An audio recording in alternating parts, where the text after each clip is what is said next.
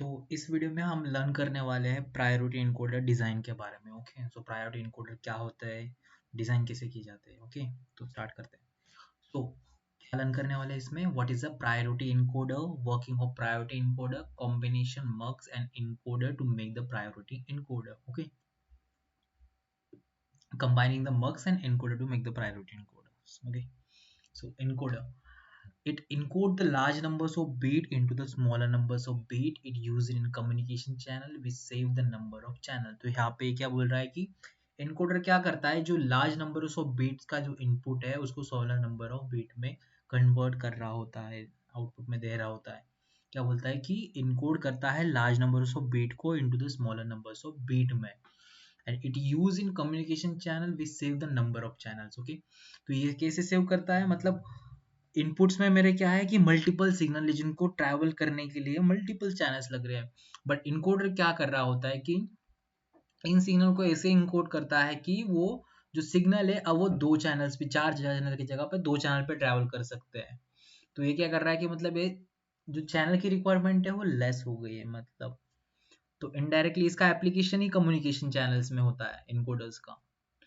तो क्या करना है कि लार्ज नंबर्स ऑफ बीट को स्मॉल नंबर्स ऑफ बीट में कन्वर्ट कर देना है, मतलब जो हाई नंबर्स ऑफ बीट का जो सिग्नल है उसको हम लेसर नंबर्स ऑफ बीट के थ्रू ट्रांसफर कर रहे होते हैं।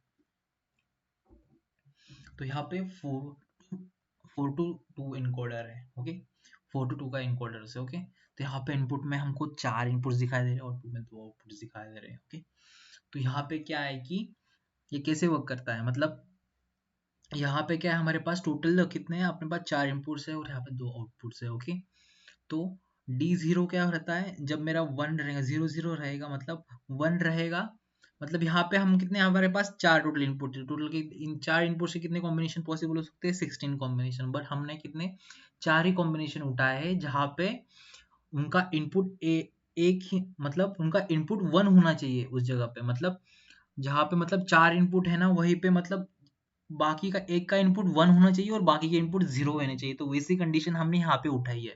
तो आपको यहाँ पे समझ आ रहा होगा कि यहाँ पे देखो D0 1 है, बाकी सब 0 है, D1 यहाँ पे 1 है, बाकी सब 0 है। तो हमने सिर्फ ऐसी कंडीशंस उस टेबल से निकाली और यहाँ पे लिखी हुई है। ओके, तो इससे हमारा क्या हो रहा है कि जो 4 बिट का जो सिग्नल है, मतलब इसको सिग्नल की तरह देखो, मतलब ये जो 4 बिट का जो सिग्नल है ना, हम क्या कर रहे हैं, पॉसिबल हो रहा है बाय दो, उनको हम 2 बिट्स में आउटपुट साइड में भेज रहे हैं।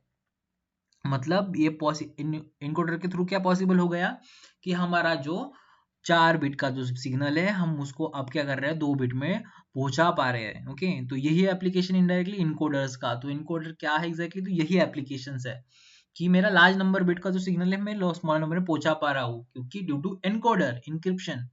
ओके, तो यहाँ पे भी सेम है, देखो यहाँ पे मतलब जब D0 1 है तो 0 0 कंडीशन है, 1 के लिए क्या है 0 1 है, यहाँ पे D2 1 है तब 1 0 है, D3 1 है तब यहाँ पे 1 1 है, मतलब ये सिग्नल हम इस कॉम्बिनेशन के थ्रू पहुंचा पा रहे हैं, मतलब 4 बिट का सिग्नल 2 बिट में अब वो पहुंच रहा है। ओके, तो अब पढ़ते हैं कि प्रायोरिटी इनकोडर्स क्या होता है। The input have an order of priorities. Okay, input can have an order of priority, multiple input can be a one at a time, and there is a guy, the highest priority input get the access to the output, it is used when we have more users and fewer resources। तो यहाँ पे बोल क्या रहा है, input have an order of priorities. तो input में क्या होता है, जब प्रायोरिटी इनपुट यूज हो रहा है तो उनके अंदर क्या होता है कि इनपुट्स में ऑर्डर ऑफ प्रायोरिटी डिसाइड की होती है। और ऑर्डर ऑफ प्रायोरिटी मतलब क्या है, तो आपको आगे समझ में आएगा, मैं बताता हूँ कि multiple input can be one at a time. Okay, multiple input 1 हो सकता है टाइम पे। Highest priority input get the access, मतलब यहाँ पे क्या होगा कि हमारा देखो इनकोडर है, मतलब ये देखो इस टाइप का जो इनकोडर है, इनकोडर में मैं इसको बोलता हूँ कि ये प्रायोरिटी इनकोडर। तो मतलब मैंने इसके अंदर क्या किया कि एक प्रायोरिटी डिसाइड कर दी। प्रायोरिटी किसी, जब मैंने बोला कि लाइक दिस मीन्स जब ये भी 1 है और ये भी 1 है, तो मतलब क्या करना है कि मेरे को किसको मैं आगे भेजूंगा। तो यहाँ पे मेरा कॉम्बिनेशन बना कि यहाँ पे 1 1 है, तो मेरा क्या, मैंने डिसाइड कर दिया कि मेरा ये भी 1 है ये भी 1 है, मेरे को भेजना है आगे सिग्नल भेजना, तो मैं कौन सा सिग्नल भेजूंगा। तो मैंने डिसाइड कर दिया है कि जो 3 की 1 की जो प्रायोरिटी वो 3 से ज्यादा है, तो मतलब दोनों कंडीशन में ये दोनों भी 1 है, बट प्रायोरिटी किसको दी जाएगी, 1 को दी जाएगी, तो 1 आगे ट्रेवल करेगा इसके थ्रू। ओके, तो इस तरीके से हम क्या करते हैं, प्रायोरिटी डिसाइड करते हैं। ये प्रायोरिटी इनवर्टर का वर्क होता है, मतलब समझो कि तीनों का 1 1 है, तो यहाँ पे कंफ्यूजन है कि किसको भेजा आगे, तीनों तो 1 1 है। तो कैसे भेजना है कि हमने डिसाइड करके रखी कि इसकी पहले प्रायोरिटी 1 की प्रायोरिटी, फिर 2 की प्रायोरिटी, फिर 3 की प्रायोरिटी है।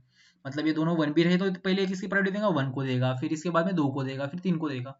So like this priority encoder work कर रहा होता है। तो प्रायोरिटी इनकोडर डिजाइन तो कैसे डिजाइन करते हैं, तो सिंपल इसका प्रैक्टिकल एप्लीकेशन देखते हैं। मतलब ये जो है ना, ये इसका एग्जांपल है, मतलब अपना ये इसका प्रिंटर मशीन होती है ना, उसका एग्जांपल है। तो ये क्या है, अपने पास एक प्रिंटर है, ये रिसोर्स है, और हमारे पास 4 यूजर्स है उसके। ओके, तो हमने क्या कर रखा है कि जो R3 की प्रायोरिटी, मतलब यहाँ पे हमने प्रायोरिटी इनकोडर लगा के रखा है, और इसके अंदर डिफाइन किया है कि R3 की प्रायोरिटी ये तीनों से ज्यादा होगी, R2 की प्रायोरिटी ये दोनों से ज्यादा होगी, R1 R0 से, और R1 की प्रायोरिटी R0 से ज्यादा होगी। तो इसका लॉजिक कैसे बना कि यहाँ पे देख सकते हो कि x और y मेरा क्या है, ये मेरे आउटपुट है और ये मेरे इनपुट है। ओके, तो यहाँ पे क्या हो रहा है कि जब मेरा देखो R3 1 है, तो वो क्या करना है कि मेरे को बाकी मैटर नहीं कर रहा है कि बाकी तीनों की कंडीशन क्या है। यहाँ पर मतलब ये 1 हो, ये 1 है, ये 1 है, 1, तो मेरे को कुछ मैटर नहीं कर रहा। मतलब यहाँ पे इनकी कुछ भी वैल्यू रहने दो, इनकी R1 R2 और R0 की कुछ भी वैल्यू रहने दो, मैटर नहीं कर रही। मेरा R3 जब 1 है ना, तो मेरे को उसको हाईएस्ट प्रायोरिटी पे रखा है, तो वो 1 1 सिग्नल पास कर देगा। मतलब यहाँ से 1 1 गया, मतलब यहाँ पे कौन सा सिग्नल, कौन सा यूजर आगे जाएगा, R3 वाला, ये 4 नंबर का जो R3 है, वो उसका प्रिंट जा रहा होगा रिसोर्स के, मतलब प्रिंट निकलने जा रही होगी। तो उसके बाद में किसकी प्रायोरिटी हाईएस्ट है, R2 की। मतलब देखो, जब R2 मतलब ये R1 और R0 की वैल्यू उसके लिए मैटर नहीं कर रही है क्या वैल्यू, बट R1 R3 की मैटर कर रही है, क्योंकि उसकी प्रायोरिटी उससे हाई है। तो मतलब जब ये 0 है, अपना R3 0 है और मेरा R2 1 है, तो दोनों की वैल्यू कुछ भी रहने दो, R1 R0 को, तो R3 की प्रिंट निकलने वाली है। तो मतलब यहाँ से कोड क्या जाएगा, 1 0 जाएगा। मतलब कौन सा यूजर आएगा, ये वाले यूजर को एक्सेस मिल जाएगा प्रिंटर का। तो लाइक दिस वे यहाँ पे भी होने वाला है। मतलब यहाँ पे क्या हो रहा है, देखो अभी इस पे देखना कि यहाँ पे क्या है, जो R3 R2 यहाँ पे क्या कर रहे हैं अभी, इनका कोई मतलब नहीं, मतलब ये इनकी वैल्यू 1 रही है तो क्या होगा, तो प्रायोरिटी R2 और R3 को मिल जाएगी। बट इस केस में 0 0 है, और यहाँ पे R0 की वैल्यू कुछ भी रहने दो, मैटर नहीं करती, 1 रहने दो, 0 रहने दो, मैटर नहीं कर रही। R3 R1 को प्रायोरिटी मिलेगी हायर देन R0, तो उसका सिग्नल आएगा 0 1, तो वो उसका काम हो रहा होगा।